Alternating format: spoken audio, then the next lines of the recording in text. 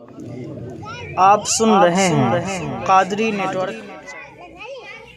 نحمده ونصلي على رسوله الكريم اما بعد فاعوذ بالله من الشيطان الرجيم بسم الله الرحمن الرحيم ما زاغ البصر وما طغى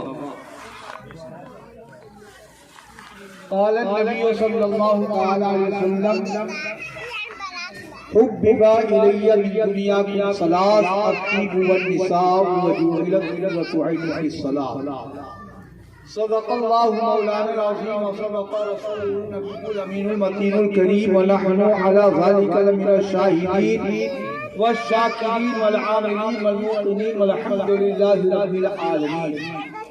گنبد خضرا کی جانب لو لگا کر نگاہوں میں مصطفیٰ کے جمال کو بسا کر درود پاک کا نذرانہ پیش کریں اور پڑھیں اللہم صلی علی سیدنا و مولانا محمد معظم الجود والکرم وبارک وسلم صلو علیہ الصلاۃ والسلام علیک یا رسول اللہ صلی اللہ تعالی علیہ وسلم۔ سرکار اعلیٰ حضرت عظیم البرکت تاجدار اہل سنت مجدد دین و ملت شاہ امام احمد رضا خان فاضل بریلوی رضی اللہ تعالی عنہ قرآن مقدس کا ترجمانی کرتے ہوئے حدیث مصطفیٰ کی روشنی میں اپنے نادرہ اشعار میں فرماتے ہیں کہ بخدا خدا کا یہی ہے۔ سبحان اللہ کہیے، بخدا خدا کا یہی ہے گھر، یہاں نہیں کوئی مفر مقر، جو وہاں سے ہو یہی آ کے ہو تو یہاں نہیں تو وہاں نہیں۔ اور حضور نعمت العلماء علیہ رحمت و رضوان جن کا پورے سارنگ کمشنری پر ہے احسان، آپ اپنے نادرہ اشعار میں فرماتے ہیں کہ جس دل میں شہدی کی محبت نہیں رہی، جس دل میں شہدی کی محبت نہیں رہی اس بد نصیب کی کوئی قیمت نہیں۔ مومن تو ہے، کوئی بد نصیب نہیں، مومن کو بد نصیب نہیں کہا جاتا ہے۔ اب بد نصیب کون ہے؟ اشارہ آپ کو مل جانا چاہیے، سمجھ جانا چاہیے کہ یہاں پر حضور نعمت العلماء بد نصیب کس کو کہہ رہے ہیں؟ ارے جو مومن ہوگا اس کے دل میں تو محبت رسول ضرور ہے، محبت رسول ضرور ہونا چاہیے، اور جو گستاخ رسول ہوتا ہے وہی بد نصیب ہوتا ہے۔ تو حضور نعمت العلماء فرماتے ہیں کہ جس دل میں شہدی کی محبت نہیں رہی اس بد نصیب کی کوئی قیمت نہیں رہی، اور بوقت حساب کہہ دیا میرا غلام، بوقت حساب کہہ دیا میرا غلام ہے، اب تو حساب کی بھی ضرورت نہیں رہی، اب تو حساب کی بھی ضرورت نہیں رہی، اور نعمت بنا ہے جب سے بھکاری حضور کا۔ سبحان اللہ کہیے، نعمت بنا ہے جب سے بھکاری حضور کا۔ نعمت کے گھر میں کون سی نعمت نہیں رہی؟ دیکھیے یہاں پر یہ نعمت ہی کا صدقہ ہے کہ نعمت لوگ بانٹتے ہوئے۔ آج کی نورانی بزم کا اہتمام عالی جناب ثناء اللہ صاحب اپنے پوتی کی شادی کے سلسلے میں محفل نور کا اہتمام کیا۔ میرے دوستوں بزرگوں، یہ اس نبی کی محفل ہے، یہ اس رسول کی محفل ہے جس رسول کے صدقے میں اللہ تعالیٰ نے ساری کائنات کی تخلیق فرمائی، 18,000 مخلوقات کو وجود لایا، اور جس کو بھی کائنات میں جس کو بھی جو کچھ ملا مصطفیٰ کے صدقے میں ملا۔ آپ نے کتابوں کو پڑھا ہوگا تو حضرت موسیٰ کلیم اللہ علیہ رحمت و رضوان، حضرت موسیٰ علیہ السلام، حضرت موسیٰ کلیم اللہ علیہ السلام بارگاہ خداوندی میں عرضی پیش کیے تھے جس کا 9ویں پارے میں قرآن مقدس کے اندر ذکر ہے کہ اللہ ہم تجھ کو دیکھنا چاہتے ہیں۔ ظاہر سی بات ہے کوئی آدمی کسی کو پردے سے جب بات کرتا ہے نا تو انسانی فطرت کا تقاضا ہے کہ اس کے دل میں خواہش ہوتی ہے، تمنا ہوتی ہے کہ ہم اس کو دیکھ لیں، آرزو ہوتی ہے۔ تو حضرت موسیٰ کلیم اللہ اللہ تعالیٰ سے کوہ طور پر ہم کلام ہوتے تھے، خواہش ہوئی کہ کاش کہ ہم رب کا دیدار کر لیں، تو اللہ کے بارگاہ میں عرضی پیش کی، رب ارنی، اے اللہ ہم تجھے دیکھنا چاہتے ہیں۔ تو رب کی طرف سے حکم ملا، لم ترانی، تم مجھے نہیں دیکھ سکتے، تمہارے آنکھ میں وہ بصارت نہیں، وہ روشنی نہیں، لیکن ایک نبی کا اصرار ہے، ایک نبی کی تمنا ہے، ایک نبی کی آرزو ہے۔ اللہ تعالیٰ نے قبول فرمایا اور کہا ٹھیک ہے موسیٰ علیہ السلام، آپ اگر دیکھنا چاہتے ہیں تو جائیے 40 روزہ رہ کر کوہ طور پر آئی۔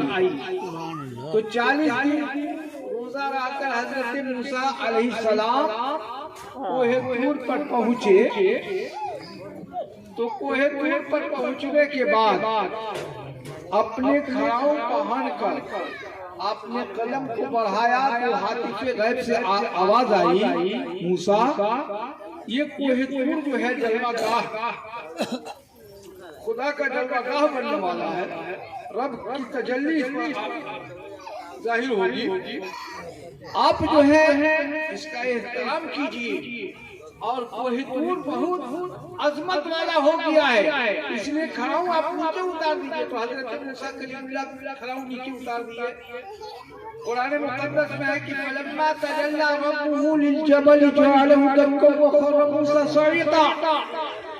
حضرت موسیٰ علیہ السلام جب پہنچے کوہ طور پر تو آپ نے کیا دیکھا کہ رب نے پہاڑ کے اوپر تجلی ڈالی، تو اس تجلی پر پڑنے پر کوہ طور کے اندر ایک ایسی کیفیت طاری ہو گئی، رب کے تجلی کی وجہ سے ایک ایسی کیفیت طاری ہوئی کہ کوہ طور پہاڑ جو ہے بستی میں جھومنے لگا، اور جھومتے جھومتے اتنا جھوما کہ ریزہ ریزہ ہو گیا، یعنی چکنا چور ہو گیا۔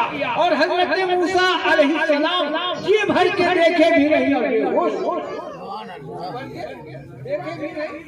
اور بے ہوش ہو گئے، تو جی بھر کے دیکھے نہیں، بے ہوش ہو گئے۔ آنکھوں کے اندر اتنی روشنی اللہ تعالیٰ نے تجلی کی بدولت اتنی روشنی آپ کو عطا کی کہ حدیث پاک میں ہے کہ حضرت موسیٰ علیہ السلام کے آنکھوں میں وہ کمال پیدا ہو گیا، وہ روشنی آ گئی کہ آپ اندھیری رات میں یعنی کالی رات میں کالی چنکی کو کالے پتھر کے اوپر چلتے ہوئے 1000 کلومیٹر دور سے دیکھ لیا کرتے تھے۔ تو بے ہوش میں رہنے والے کی نظر کا عالم یہ ہے، اور جو شب معراج کی رات میں جو مصطفیٰ خدا کے ذات کو دیکھا ہو، بار بار دیکھا ہو، جی بھر کے دیکھا ہو اور ہوش میں رہ کے دیکھا ہو، اس نبی کے نظر کا عالم کیا ہوگا۔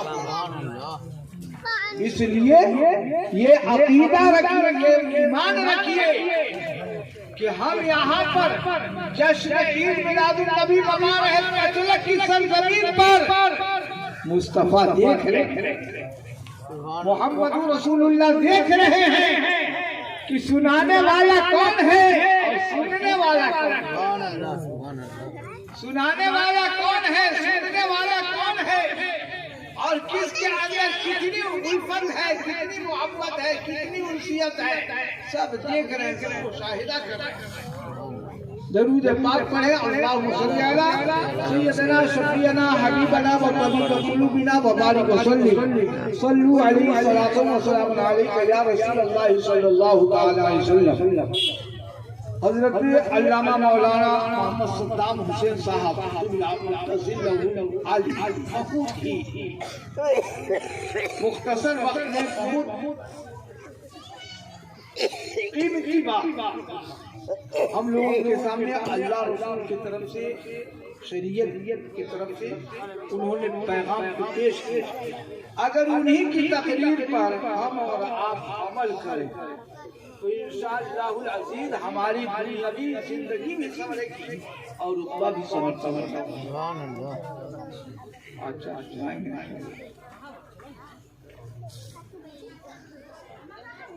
اب مولانا حافظ اعجاز صاحب قبلہ جو اس علاقے کی روح رواں کہا جائے ان کو، اس لیے کہ اللہ کا فضل ہے کہ بیچارے ادارے چلا رہے ہیں.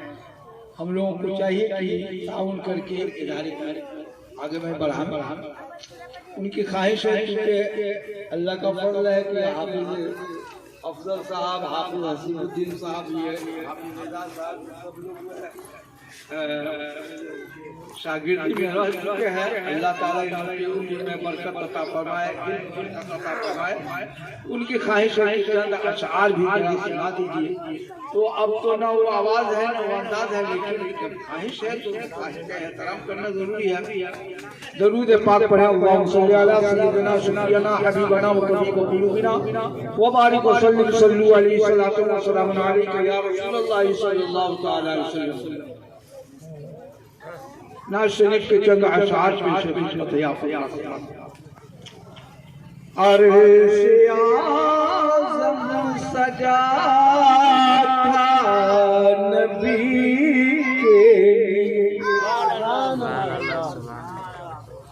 عرش اعظم سجا تھا نبی کے لیے، مرتبہ یہ کہاں اور کسی کے لیے، یہ زمین آسمان یہ سارا جہاں، یہ زمین آسمان یہ سارا جہاں سب بنائے گئے ہیں نبی کے، سب بنائے گئے ہیں نبی کے لیے. اور یہ بہت پیارا شعر ہے.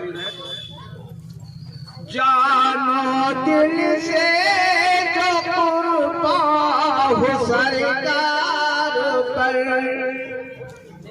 جانو دل سے جو قربان ہو سرکار پر، باغ جنت تو ہے بس اسی کے، باغ جنت تو ہے بس اسی کے.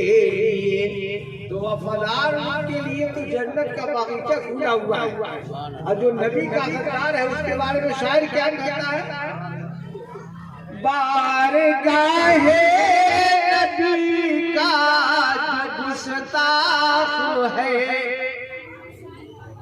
بارگاہ نبی کا جو گستاخ ہے، نار دوزخ تو ہے بس اسی کے لیے، عرش اعظم سجا تھا نبی کے لیے، مرتبہ یہ کہاں اور کسی کے لیے.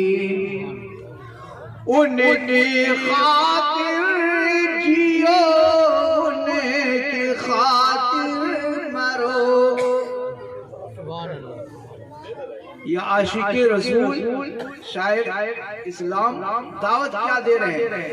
ان کی خاطر مرو، ان کی خاطر جیو، ہے یہ پیغام ہر آدمی کے لیے.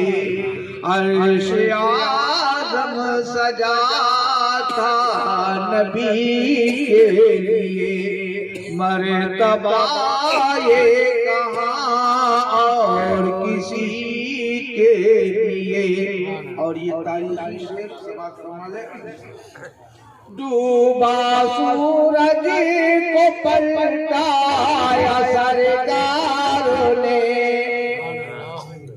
ڈوبا سورج کو پلٹایا سرکار نے, خاص صحبہ میں حضرت علی کے لیے, خاص صحبہ میں حضرت علی کے لیے عرش اعظم سجاتا نبی کے لیے, مرتبہ یہ کہاں اور کسی کے لیے. آخری شعر سماعت. اے آثر نات پر حضور سرکار میں, اے آثر نات پر حضور میں سرکار میں, نعت ہے روح کی تازگی کے لیے, عرش اعظم سجاتا نبی کے لیے, مرتبہ یہ کہاں اور کسی کے لیے. درود پاک پڑھیں. اللہم صلی علی سیدنا شفیعنا حبیبنا و طبیب قلوبنا و بارک وسلم. صلو علیہ الصلوۃ والسلام علیک یا رسول اللہ صلی اللہ تعالی علیہ وسلم. قرآن مقدس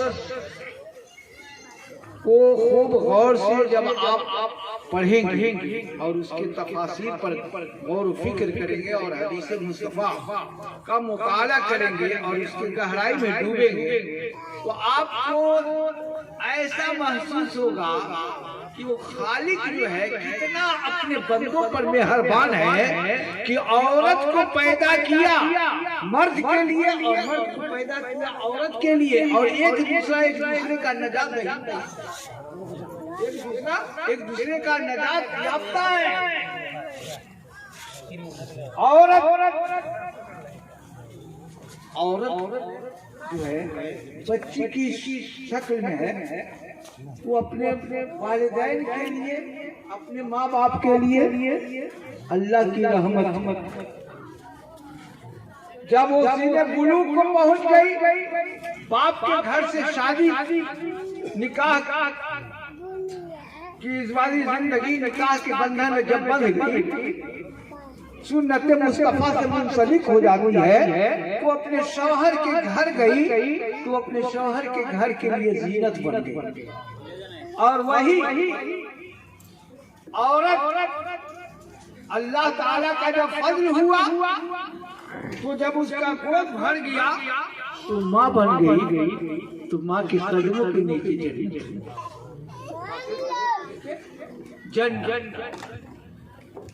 تو اگر مرد کو جنت کا حقدار بننا ہے,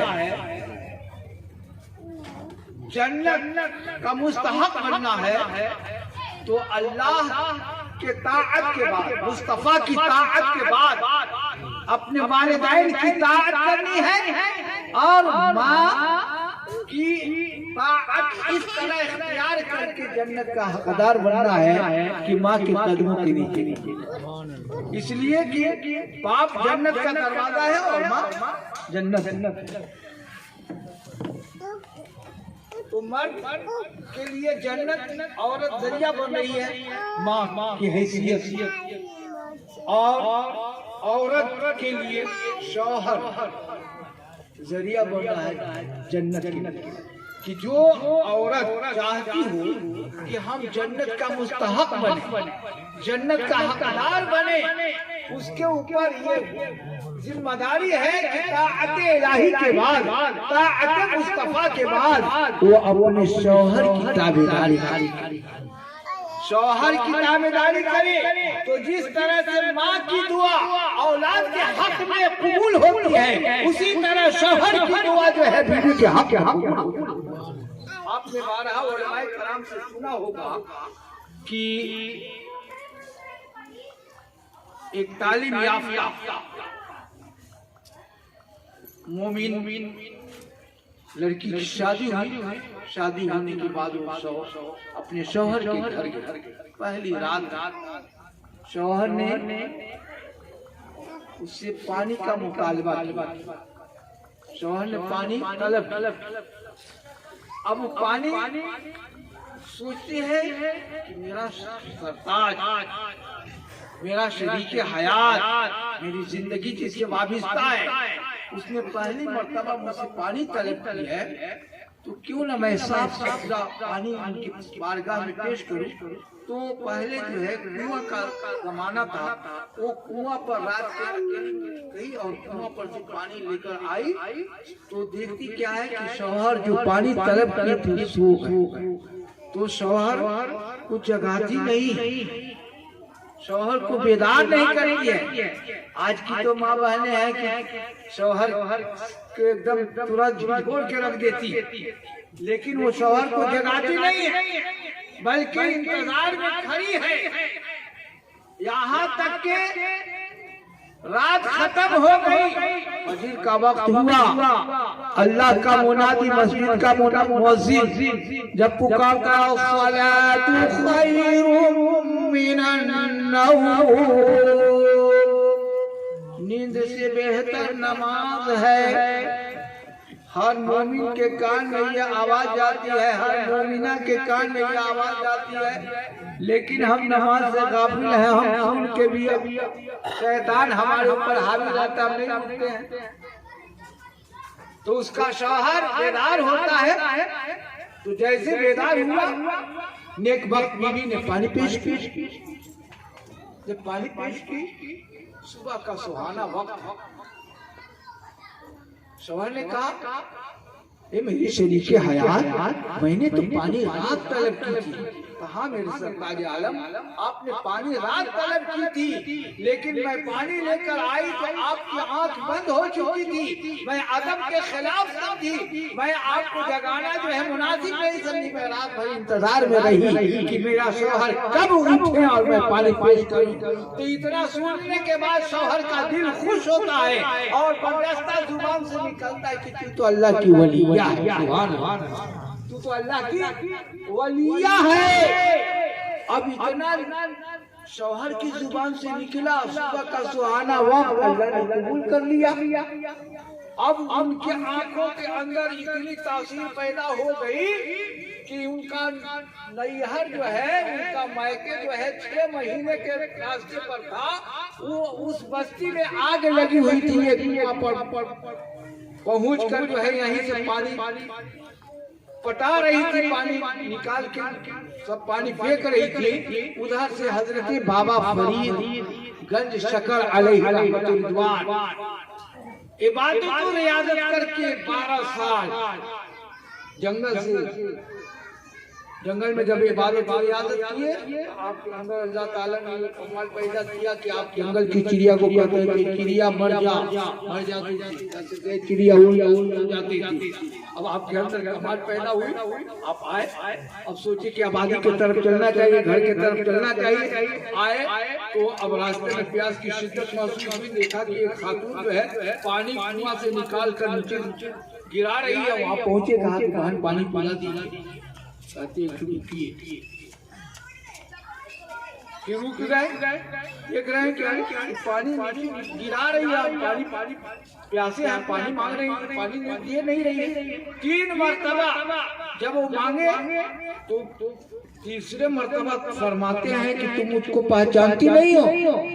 تو خاتون جواب دیتی ہے بابا فرید میں آپ کو اچھی طرح پہچانتی ہوں، بابا فرید میں آپ کو اچھی طرح جانتی ہوں، آپ مجھ کو جنگل کی چڑیا مت سمجھ لیجیے، آپ مجھ کو جنگل کی چڑیا مت سمجھ لیجیے گا۔ اب بابا فرید علیہ رحمت رضوان یہ سن کر مبہوت ہو جاتے ہیں اور سوچتے ہیں کہ یہ عمر میں تو بڑی چھوٹی لگتی ہے،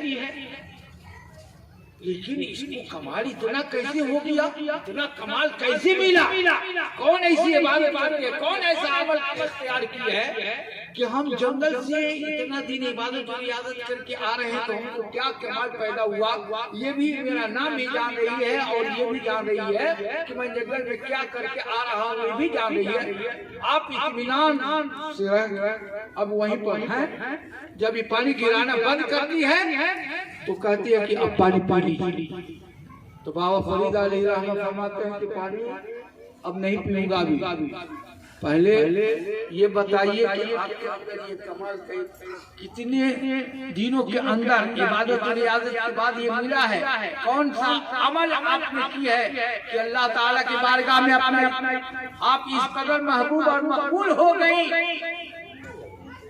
تو خاتون جواب دیتی ہے بابا فرید آپ تو اللہ کی برگزیدہ ولی ہیں، آپ کی ولایت کی ڈنکا بجتی ہوئی نظر آتی ہے، ہم کو تو اللہ تعالیٰ نے صرف شوہر کی دعا کی بنیاد پر ہم کو جو ہے ایک ہی رات تو معلوم یہ ہوا کہ اگر اولاد کے حق میں ماں دعا دے دے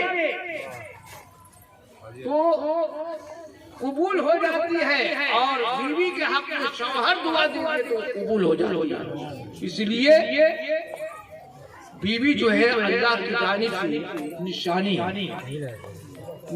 ہے، تو جب کوئی کسی کو اگر نشانی چاہنے والا دیتا ہے تو اس نشانی کی حفاظت کرتا ہے، تو جب احکم الحاکمین کی دی ہوئی بیوی نشانی ہے تو اب ہمارے اوپر کتنی ذمہ داری ہے کہ اس نشانی کی ہم کتنی حفاظت کریں۔ اس لیے ہر شوہر کی یہ ذمہ داری ہے کہ اپنی بیوی